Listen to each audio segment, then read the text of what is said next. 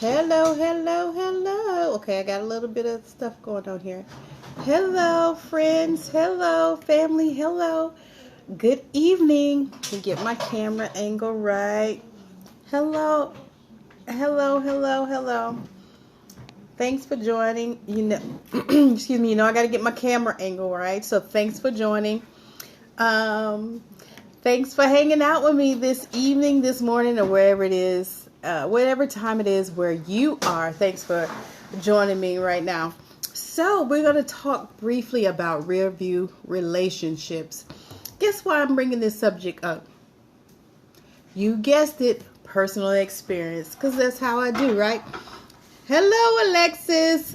Excuse me, got a little something in my throat. Hold on, you know how I do. I have to get my off-camera sip. Because I don't do it on camera for reasons I previously stated. Hey, Lex. Okay. So, hello, Sweet Trust 23. Sweetness, Sweet Trust. Uh-oh, I can't see my glasses. Anyway, thanks for joining. I want to talk briefly about this rear view relationships, right? Is it Sweet Trust? I can't see. Forgive me. But thanks for hanging out with me, Russ. Okay, thank you. See, these letters are tiny. People with worn eyes like mine, they need to make them bigger. So thanks for clarifying that for me. And thanks for joining. I always talk about personal experience, something that comes from my experience. And I know that I'm not the only one who experienced these things in life. So I like to share my experiences with you, just in case, hey, we got something going on at the same time and we could talk about it. But tonight I'm going to talk about rear view relationships and the fact that, are we creating our own crash, for example?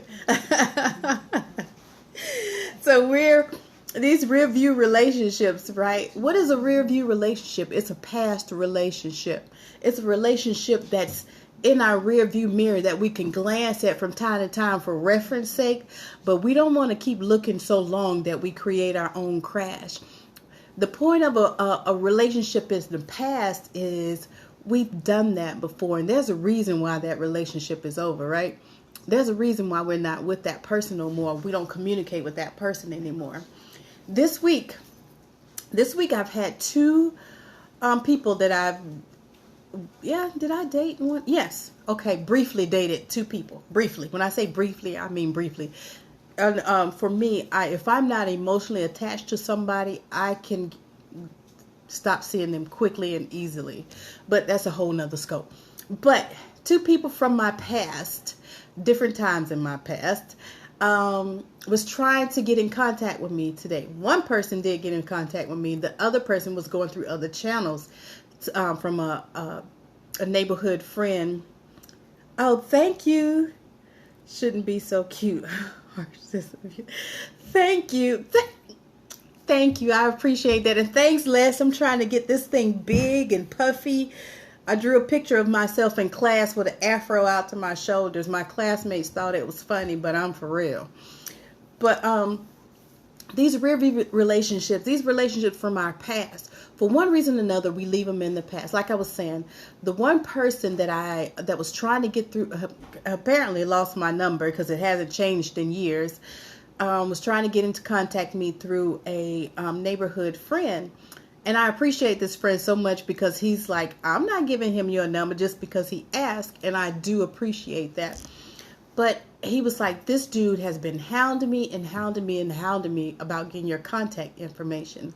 Now, when I stopped talking to this particular guy a couple years ago, and we were just having conversations on the phone, it didn't end well. Our conversations didn't end well because we were going into our two different directions. Our views on life were totally different. So when we start communicating and we disagreed, our disagreements got a little bit heated, and I'd be like, oh my God, I don't even want to talk about this because he was so passionate about his view and I was passionate about mine, and it just didn't end well. So we just stopped talking to each other.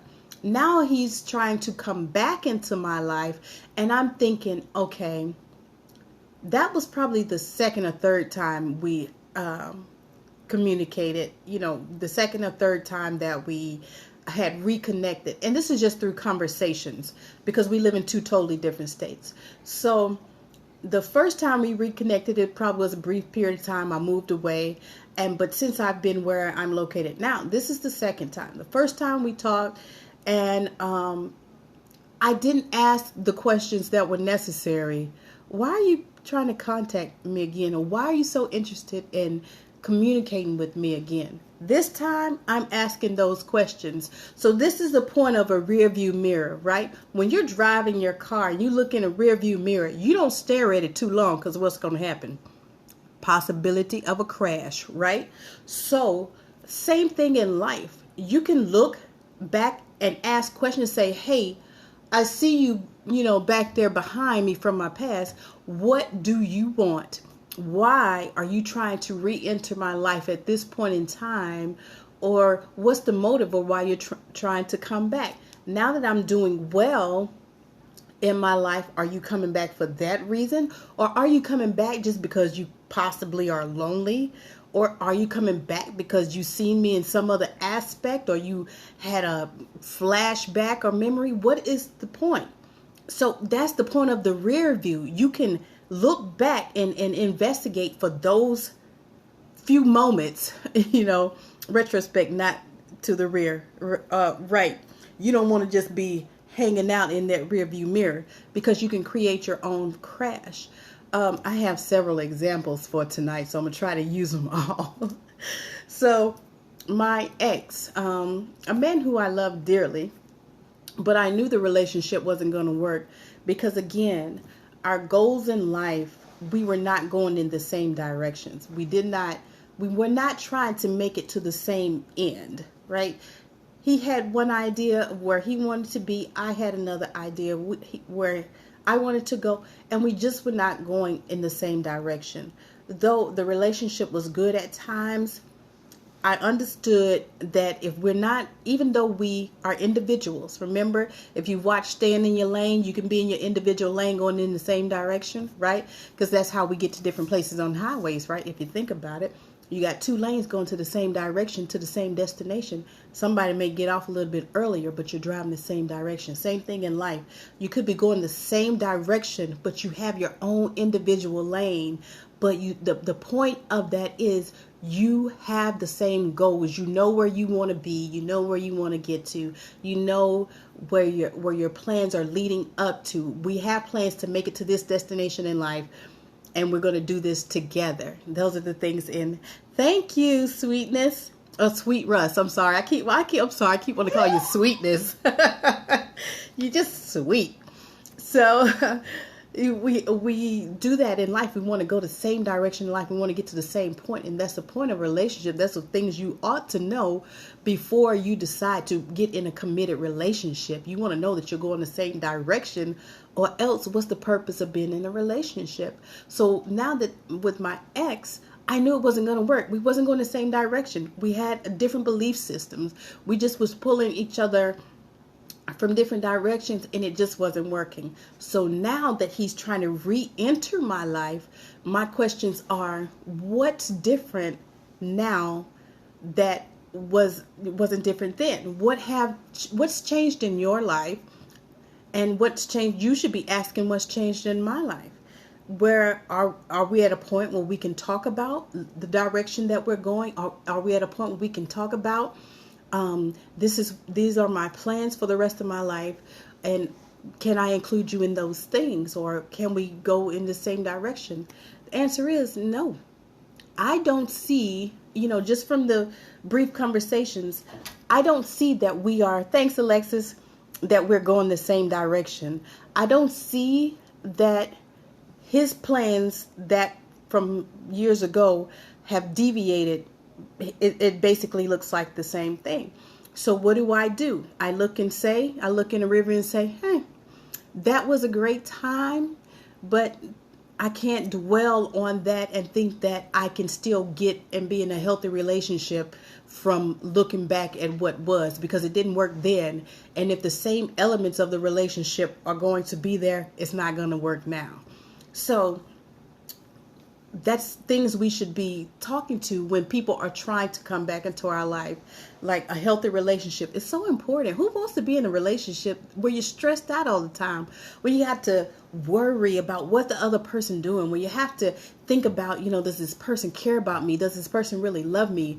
Do you love me as much as I love you? Or all these different things that stress you out in a relationship, that causes jealousy, it causes anxiety, that causes distrust. Nobody wants that, do you? I don't. So these are questions that you ask. Like for this one particular person who is trying to come back into my life, I said, I'll take his phone number so I can call him and say, basically, what do you want?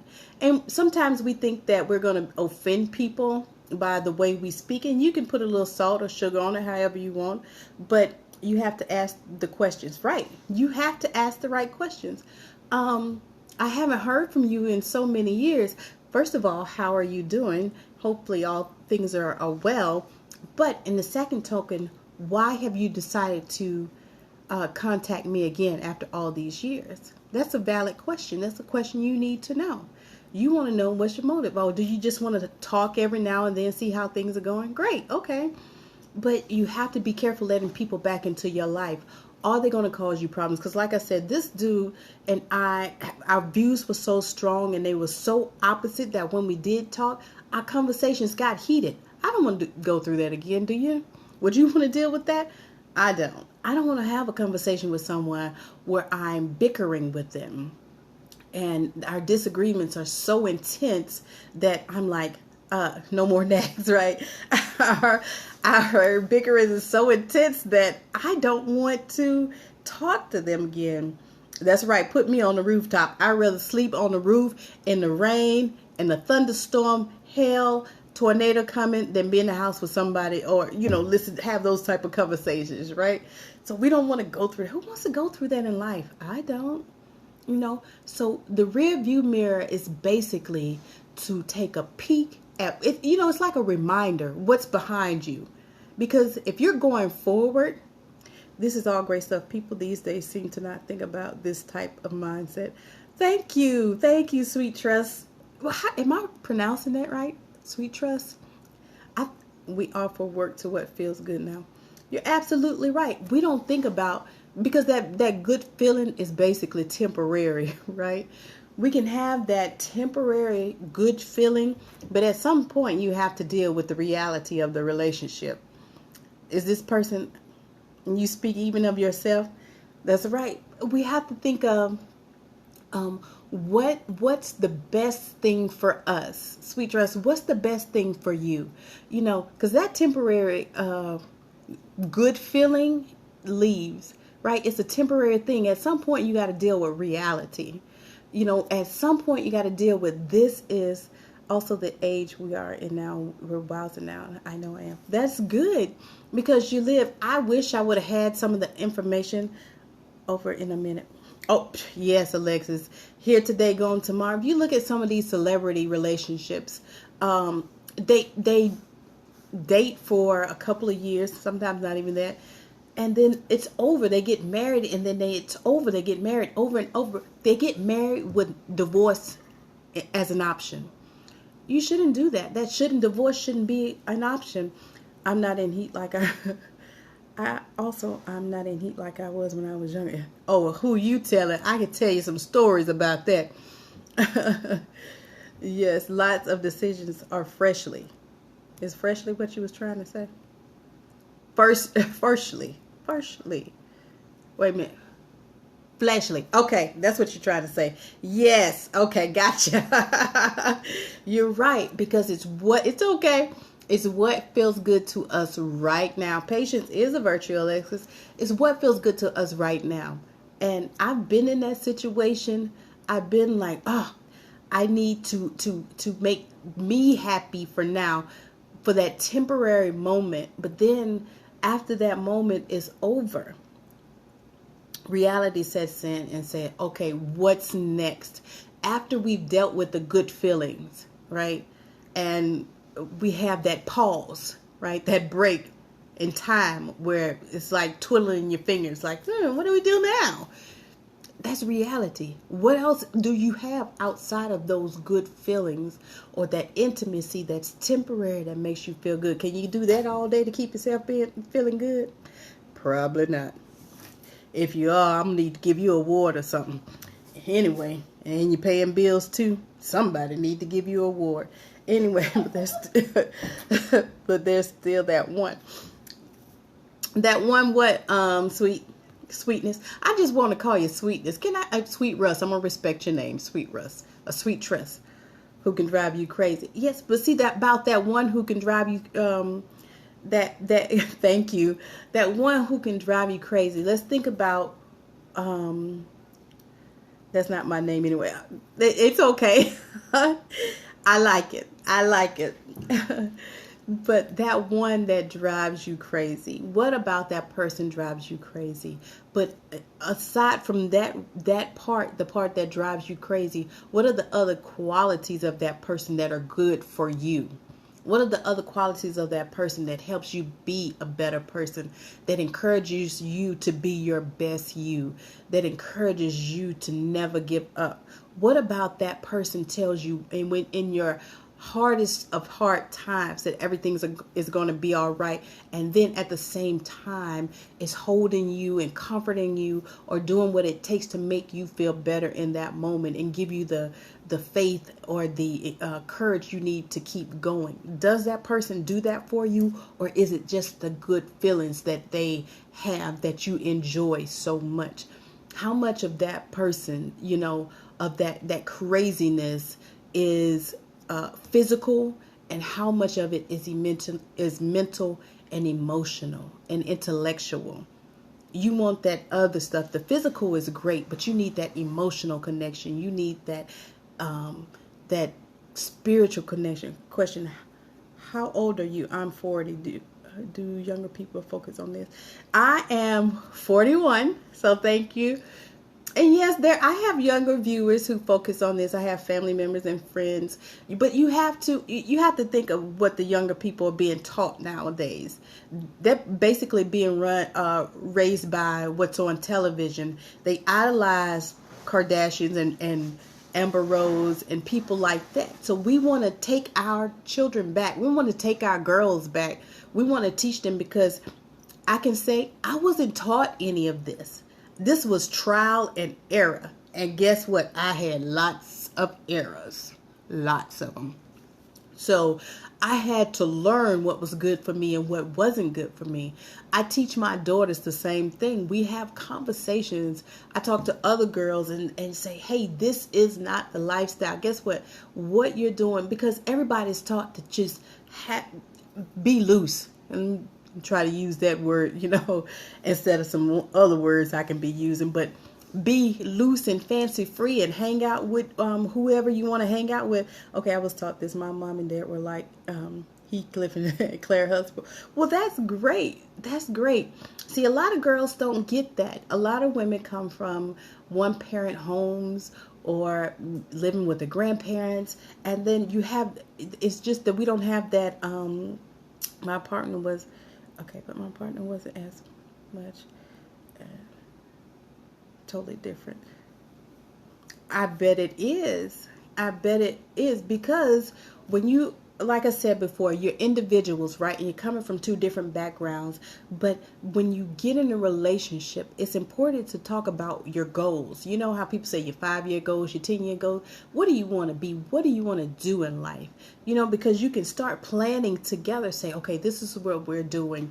If you're going to school, then I'm working. Or can we do both of these things together if we're in a relationship together? Because we're building each other up. And if you have children, guess what? You're building for their future too. You don't want your children starting off at ground zero, do you? I don't want mine starting off at ground zero. So it's not just for you, it's for your future generations, because that's what we're supposed to be doing, right? We're supposed to be leaving inheritance for our children's children, right? You can't walk together. That's right. You have to have some type of agreement. If your foundation isn't strong, it's not going to work. Don't listen to I think marriage is way overrated. That's And opinion, and I value your opinion. I think your opinion is great. And most opinions come off personal experience, right? Because when we talk about marriage, right, it's a union. What does that union actually mean, right? Nowadays, almost nothing. Well, you know what? It's not the ideal way to live. And I won't tell you wrong. I won't tell you, oh, it's so. I think it's okay. This is my opinion, and based biblically based. If you're going to be in a relationship, especially a physical one, you want to be married to that person. Right? It's opinion based on experience. Can I tell you that I've been married before? I was only married for a year and a half, and most of that time my husband and I was not together. He decided to move to another state, which wasn't a part of our plan. He made that choice on his own outside of me, and it made a very rocky relationship. And so in that relationship, had I decided that because it was a very stressful relationship. Can I tell you that? It was stressful. Even though we were in two different states, my ex-husband nagged the heck out of me. Like, he would call, and if I said 5 days a week when he called that I was doing dishes, that was a problem. Like, every time I call, that's what you're doing. Well, that is what I'm doing. When I say I could never make him happy, I could never make him happy. There was nothing, even if I did everything right, something would be wrong.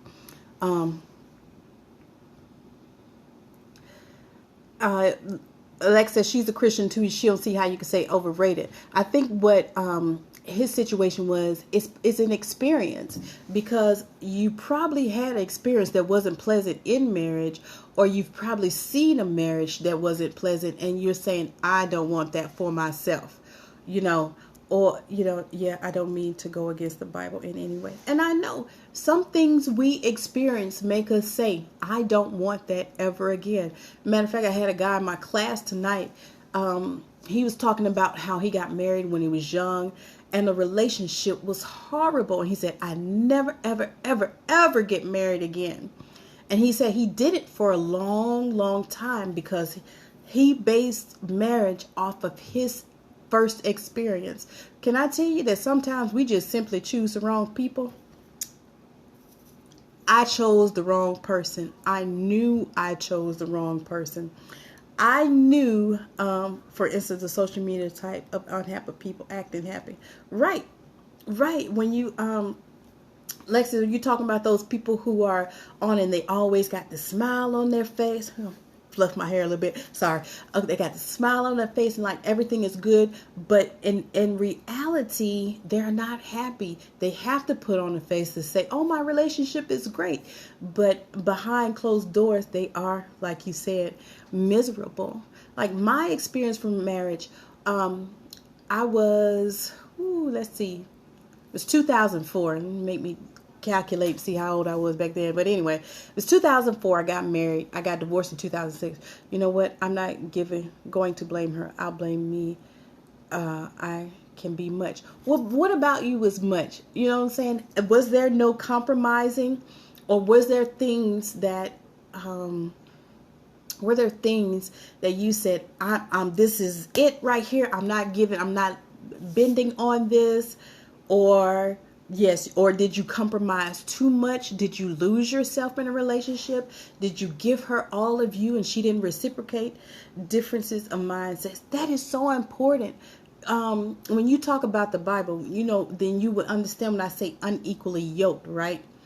Drives and goals. Those are important things before you get into the relationship. Can I tell you that I basically interrogate guys when I date them? Not, in a harsh way, the wonderful person otherwise, but, maybe she was a better friend than she was a wife, because if you're going to get into a relationship with somebody, you don't want to make it too hard, because there are times you got all these external things that's always attacking you or her, or the both of you. So you got all these attacks from the outside and then the inside things, because one, I've talked about before, offense. Thank you. If she says something that you didn't like or that you didn't agree with, but you never addressed it and you just let it go, you didn't talk about it, and it kept happening. And I talk about this in my Undefined Lines video. I'm on YouTube now, so you have to check it out. I can't remember what it's under, but I have to figure it out. But when people offend us and we never address that offense, and so it just builds up over time, and then we just have this anger, and it basically hurt because people keep offending us in an area and it hurts us, but we don't talk about it, or we never try to get resolution in that situation, and it becomes an internal issue and it causes internal damage. Next time around, I'm asking the questions, a lot of questions. You're right, Alexis. That's right. We're going through the interrogation process. Put the one light on, in the dark room. Let's ask some major questions, because you don't want to go into something blindly, or you don't want to go into something where you have a partial idea of what it's going to be like. It's like you can see that there's a bottom in the pool. You can assess that the pool has some depth, but you can't assess how deep the pool is, right? You don't want to jump in the pool without knowing how deep it is, right? Faith, credit report, provision, all of that is necessary, because for one, back to the unequally yoked thing, I'll say this, do it with seasoning. Yes, exactly. Because you don't want, if you're offended, you don't want to offend trying to fix the offense or try to talk about the offense. When we have to think about what we're going to say, and I talked about this in a previous Periscope. When we go to someone and say, "Hey, babe, I want to talk about you. I talk to you about something." Immediately in that person's mind, and in our minds too, the fists go up, the defense goes up. Like, what do you want to talk about? We're trying to figure out what the issue is. What have we done wrong? What did we say? Did we do something? And you on defensive mode because you're trying to figure out a comeback already without even knowing what the issue is. So, and or oh my gosh, she's pregnant. Is she pregnant? Or are you telling me that she's pregnant? Oh yes, that okay. Now I get it. My bad. I get it now. Oh yeah, that question. All these questions go through your mind. Like, what do you want to talk about? And that anticipation. I can put mine on the table and bring much to the table. No compromise. God sent. Amen. When you say, "Can we talk?" Yes. Okay. Got it. Sweetness.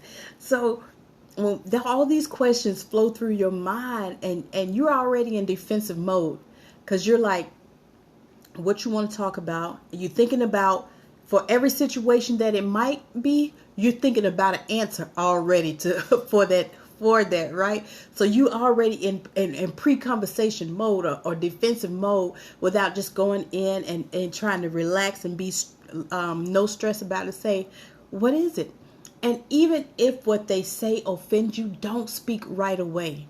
Like, absorb what's being said.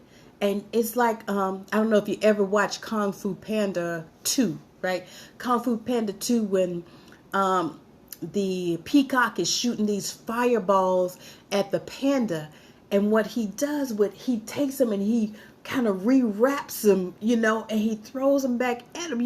He takes something that was taken, shot at him as a negative thing, and then he just started using it to destroy the enemy.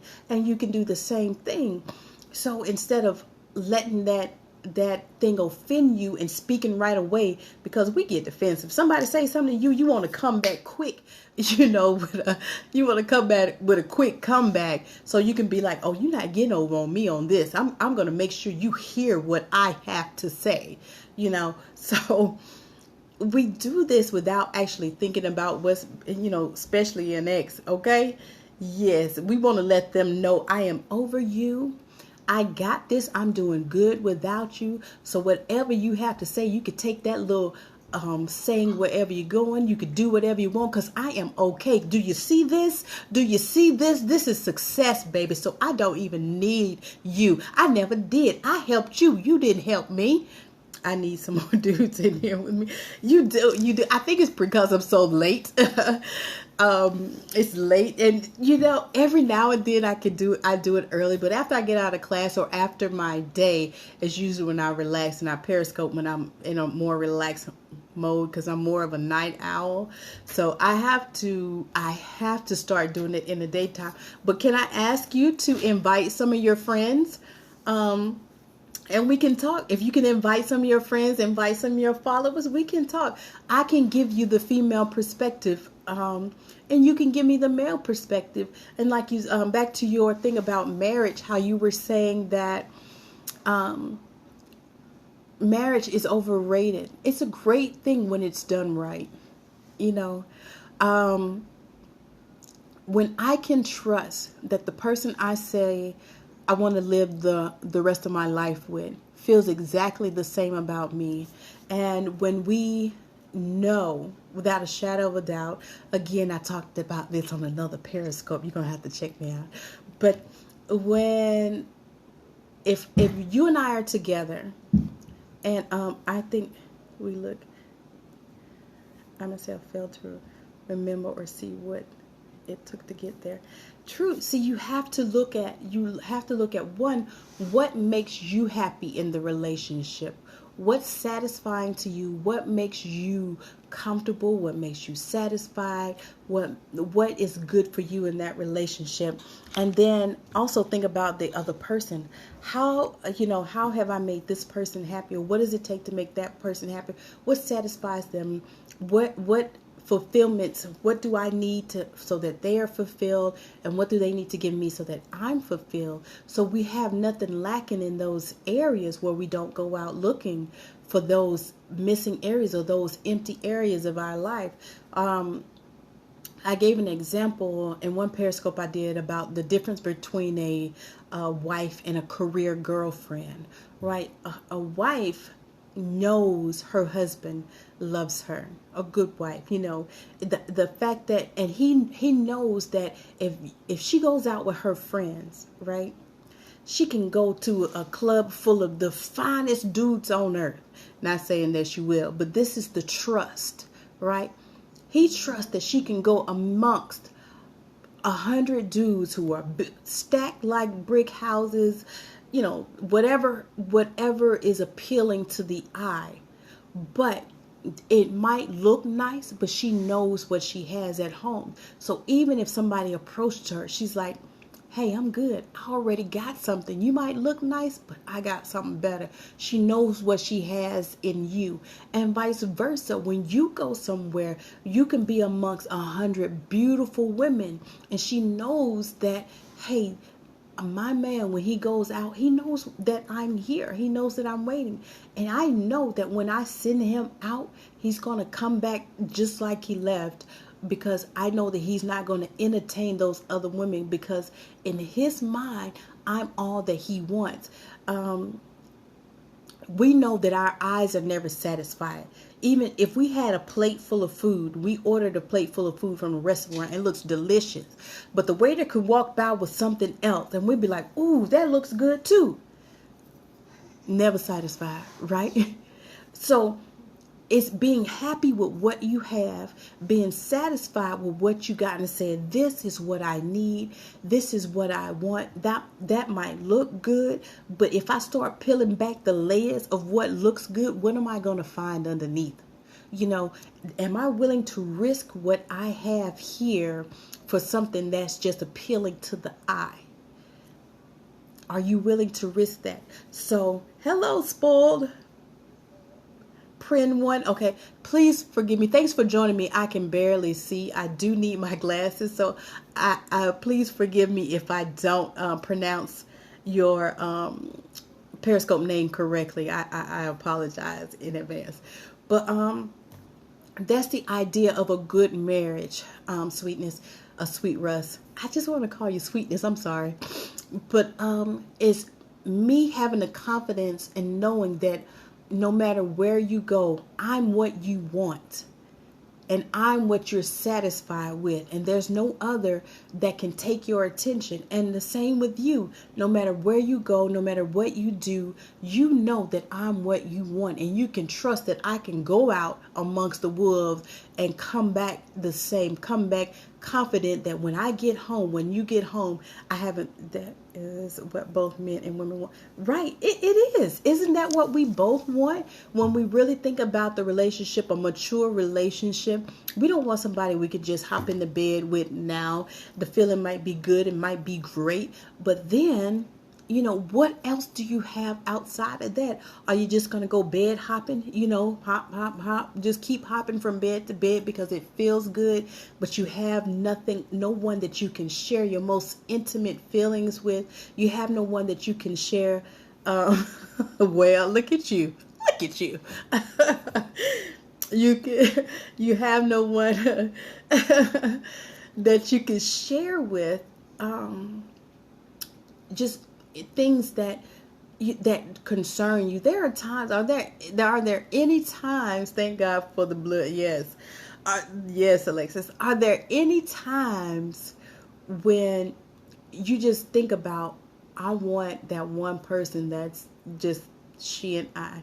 You know how you say my ride or die, my full flat tire is, the one that I know has my back. Because a good woman, sweetness, is going to encourage you even in hard times. When you talk about that for better or for worse, in those times, she's saying, you know what, baby, I know it looks bad right now, but I believe in you. I believe in your ability to help this family get to where it needs to be. And I'll support you. I'll do whatever it takes to get us there. I'll be your backbone. If you need me to stay home and do this, I'll do it. If you need me to do this, I'll do it. That's what you need. That's right, Alexis. A wise woman builds, she makes sure her family is taken care of. The husband of a wise woman he's not worried about what she does when he's not around her. He's confident that she's going to do the right thing. He's confident that she knows that she's loved, and he's going to take care of her. He's going to do what's right. You both are interested in the well-being of one another and building up one another. Foolish women tear down and destroy men. Can I tell you how right that is? A foolish woman will make a man never want to be married again, right? Because she didn't understand the importance of the union, right? We are here to help each other. And I like many years ago, I heard T.D. Jakes say that relationships are like a key, right? If you have a house key, you got one key that fits that door.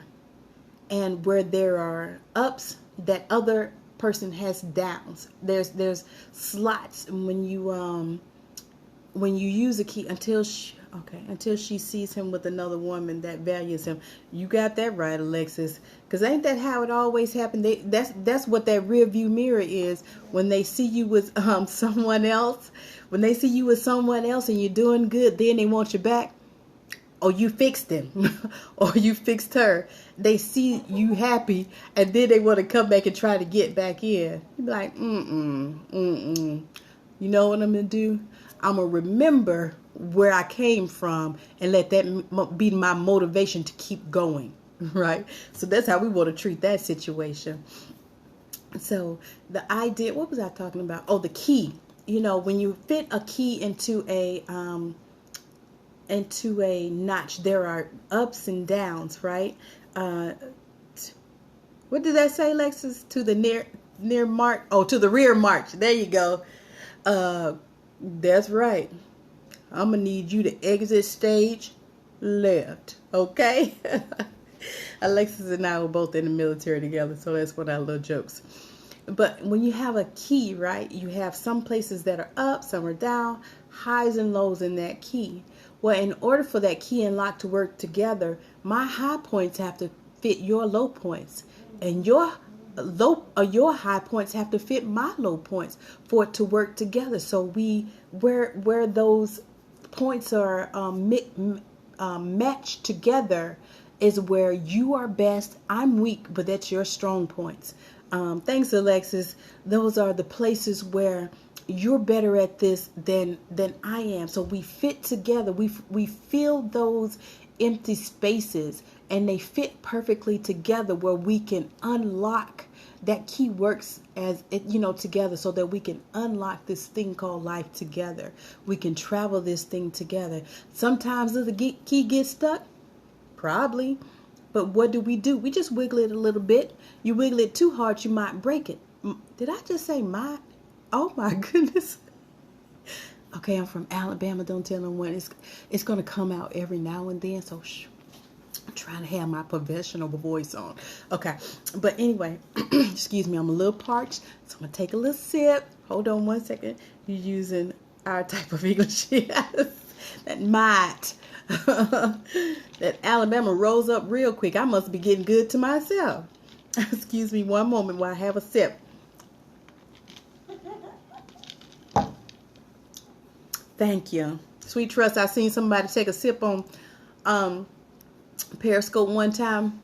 It was the ugliest. I just about I can never do that on it wasn't good. Anyway, but the idea of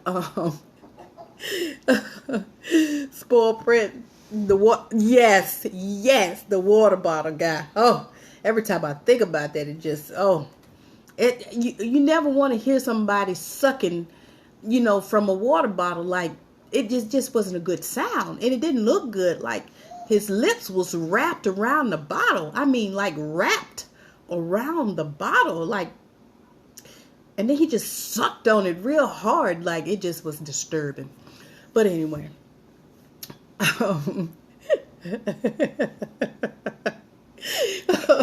it was, excuse me, it was just, yes, she got me started, did she? It just was something else. I just thought, who sucks on a water bottle like that? If you that thirsty, sir, my goodness.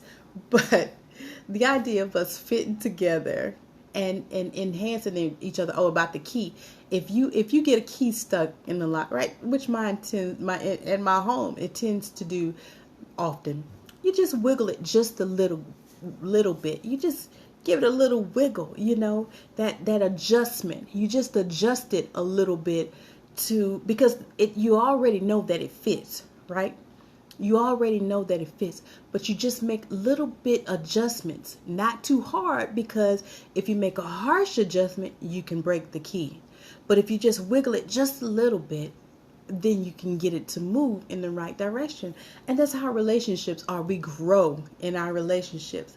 We're not the same every day. Just as our bodies are growing, hopefully our minds and our way of thinking is growing. We're maturing mentally. We're maturing physically. We're maturing emotionally. So every day we're growing and getting better. So we're not going to be the same as we were in the beginning of the relationship. Our love for one another should grow. I had a female friend that said she was upset with her husband because after 10 years of marriage, she asked him if he still loved her the same as he did when they first got married, and he said yes. She didn't like that answer because she thought the love should have grown over the years. And I kind of agree. Do you love me the same as this? Yes, I still love you, but my love for you has grown deeper the more I've gotten to know you, the more we've gone through things and come out of things. So, there is a growth there. You want your love to grow. You don't want to be stagnant at the place that you started. Is it going to work out with that love being the same as you've grown, but your love hasn't? Can you outgrow that love? Possibly. I don't know. I can't tell you because I can't even say I love my husband. I'm just going to be honest.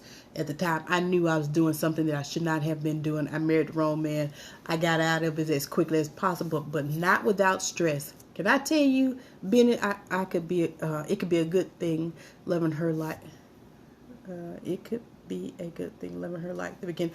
Oh yes, that love for her in the beginning but you still want that love to grow. When you think about when you first start a relationship, you all cuddly and googly eyed at each other. Sally can't come around and offer him no lunch, because you already made it. So you have that love and that the honeymoon phase that's there all the time. He could accidentally step on your toe and you're like, oh, that hurt bad, but I still love you. Or he could pass gas and stink up the room. You're like, oh, you so stinky, but I still love you. Ooh, that turned me on. Your gas turned. Just crazy things. But at the same time, after a couple of years, you're like, oh, your old nasty self farting up in here. Those things that we do at the beginning could what we used to think was cute, we can be like, ugh, that's so nasty, But you want that relationship and that love to evolve and grow stronger over the years, because if it stays the same, what happens when there is an issue? Not saying that there's an issue between the two of you, but some outside circumstances come along, and that outside circumstance could be strong. It's not the same as it was when you were first married. Say now, if you look at today's time with our children have access to so much. So now we got to be more diligent. I get her point, but she probably meant the same. Help sweetness. Which, but you remember when our children have access to so much, so we had to. I got it. I know what you mean. Okay, because I will go on. Okay, I'll move it up. Moving on. You're absolutely right. That's an awesome example, sweet. Awesome example. A plant or tree can't stay the same, and we have to adapt and grow in time. That's right. And relationships are the same. You adapt and you grow and you get stronger in that. I love basketball, right? So when you think about a basketball team, when you got new players come in, they have to adjust to a different style of playing, probably something that they never done before. But once you adjust and everybody gets in their rhythm, that team is stronger, isn't it? I like Dallas is my team, okay? And so we're out of the playoffs. But I love Golden State. I liked them better when Mark Jackson was coaching, but that's a whole other story. Anyway, but when you got a team and you put a team together, and once they adjust to, okay, she likes the things this way, he likes things that way, we adjust and our bond becomes stronger, because now we know we made the necessary adjustments to make things more smooth, run more smoothly, right? So we know that if I leave my underwear in the floor after I take a shower, he don't like that. So what does that mean? I got to make that small adjustment, pick them up and put them in the dirty clothes, right? If he takes his socks off, hey, it's just an example. If he takes his drawers off, in the living room and leave them there and be like, ooh, baby, I was hot. And just say it's just the two of children. Ooh, baby, I was hot, and you be like, oh, babe, you left your underwear right there. Girl, you like it, I ain't gonna put them back on either. But, it could be anything. Those little adjustments. I remember a friend, an associate of mine, talking about how a tube of toothpaste was a major issue, a major conflict in their house. Why? Because he liked the toothpaste squeezed from the bottom. She squares it from wherever she wanted to. Toothpaste. Can you believe toothpaste can be a major issue in your relationship? How do you make that adjustment? Use your own. The issue was with him, not her. With the toothpaste, get another tube of toothpaste. Use your own. If you don't like that she squeeze it from the bottom, use your own. Baby, this is my toothpaste. If you could, when you do use it, put it back the way you know I like it, and we won't have any problems. Then I think sometimes when we allow little issues like that to become big, there's an underlying issue that we're not communicating to one another about. Um, I'm the type that likes to squeeze from the bottom. It's okay that you like to squeeze from the bottom. I do sometimes till it gets ran out, and I'm in a rush, and then I just squeeze from wherever. Who cares as long as I can brush my teeth? We all have our own in this house. So, yeah, and see, that's how you do it. I see what you said, sweet. Hey, as long as I get my teeth clean, I'm good. And then having your own is the best idea. You use your teeth because that keeps another tube. It works. That's right. It keeps the confusion down. Because we can just blow up about anything. Who put the toilet paper on wrong, or who left their towel in my floor, like my kids do that. Or they take a shower and walk around with the towel on and just drop it anywhere.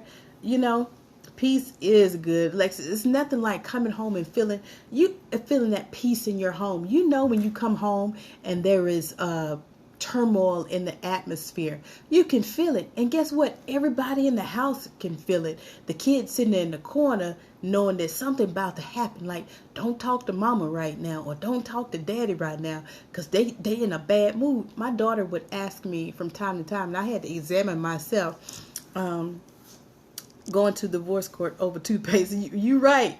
You know what I'm saying? What's the problem? He squares the toothpaste from the middle and I like it from the bottom. Are we really gonna do that? But my daughter, it was times when I don't talk to my children about when I'm stressed or I'm going through things. But there was a time when I was going through something, and my daughter would come to me and say, "Are you upset with me, or are you angry?" Because she could feel the tension that I was releasing in the air. She could feel the negative energy that I was releasing in the air. And though I didn't say anything, I was putting off these vibes that affected her. Even when I wasn't saying anything, I wasn't smiling, I wasn't laughing, nothing. And she would always say, "Are you upset with me?" And I'm like, "No, why would I be?" And she was like, "Well, you're not smiling, you're not happy, what's going on?" Yet my daughter would ask me if I'm okay. They know, they sense that, they feel that. We can change the atmosphere around us by our attitudes, about the energy that we put off, because other people can feel and sense our energy. You ever been in a room with someone and you can feel that tension, and it makes you feel like you can't move? You'd be like, what's wrong with them? It's like putting you under arrest almost. You'd be like, what? You don't know whether to smile or speak. You don't know what to do, because you could feel the tension in the air, and you don't know if one word just gonna set them off, and you don't know what it's like for them to be set off. So we have to release those feelings and do it, like Sweet Russ said earlier, in a way that's not offensive, in a way where they will receive it, in a way that we can get some resolution. Because we don't want to just keep adding on to the problem. We want to resolve it. And we don't want to go to bed angry. Who likes going to bed angry? Because then you think about that and you have a whole night to kindness is power. That's right. I need to use that sometimes. It's sometimes I need to use these examples, because can I just be honest and say, sometimes I don't like to be kind. I really don't. And I have to practice that more, because I could put on the mean face. I get that mean face and that stare, like I'm gonna need you to back up 3 more spaces because you in punching distance. So I have to practice that, Alexis. I do. But in these relationships, we don't want to. I started talking about the rearview mirror. We still there. You don't want to bring the past into your future, especially if your past was sour. It didn't work out for you. Ask the right questions. Ask, why are you coming back? And what is it that you're looking for from me? Or what is it that you want now? Do you just want to communicate? Do you just want to try to be friends? What is it that you want from me? Because the last thing I need is another hindrance or another stumbling block in my life.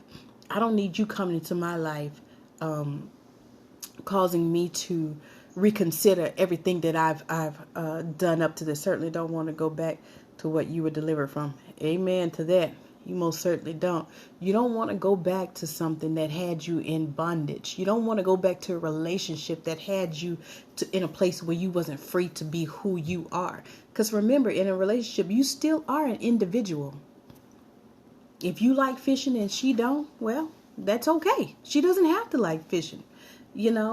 She just, maybe she shouldn't cook it. Whatever the issue is, whatever. But you want to maintain who you are. You just make subtle adjustments to make that key fit, right? And so that it can turn and open many doors. You together, you can open many doors together. Now, religious church folks might try to send you back, don't go. Okay, can I tell you, religious church folks will keep you in a relationship where you're getting beat, eyes busted, one eye hanging out. Oh, girl, you stick in there, you hang in there. It's going to be all right. That's just a part of life. No, it ain't supposed to be. It is not supposed to be like that. You don't want to stay in something like that, because religious folks will say, well, you can't get divorced. You can't go, you're going to go to hell. My ex-husband told me that when I told him we was divorcing. He said, you're going to go to hell. You don't have any grounds for divorcing me. So I said, well, I guess I'll see you in hell then, because I ain't staying with you. So we want to make sure we ask questions. Communication is key in any type of relationship. You have to know how to communicate, express your feelings, express your hurts, because when somebody hurt you, eventually, if you don't deal with that, it's going to become anger. And then that anger is going to come to resentment, and that resentment is become bitterness. And then you're going to have a whole nother slew of other problems. So it's better to cut it off when it happens, deal with it right then. And when I say right then, I mean, think about what you're going to say. Think about how you're going to present the issue. And if that person doesn't receive it, then you can either go back and say, okay, how can I present this in a different way? Or how can I get this person to hear my side of the story? How can I get this person to see that this was an offense to me, and I can't keep going on with this offense continuously happening because it's hurting me and they're not respecting that it's hurting me. And sometimes you just have to let people go, sweetness, sweet rust. I don't care how good the nook is. Sometimes you got to let it go. Okay. I'm not saying that that's what you have to do, but you know what I mean. They have to want to hear. That's right. They got to want to hear. Sometimes people just don't want to hear the truth. They don't want to hear that you've hurt them, or that they might be hurt. They don't want to talk about it. But communication is extremely important.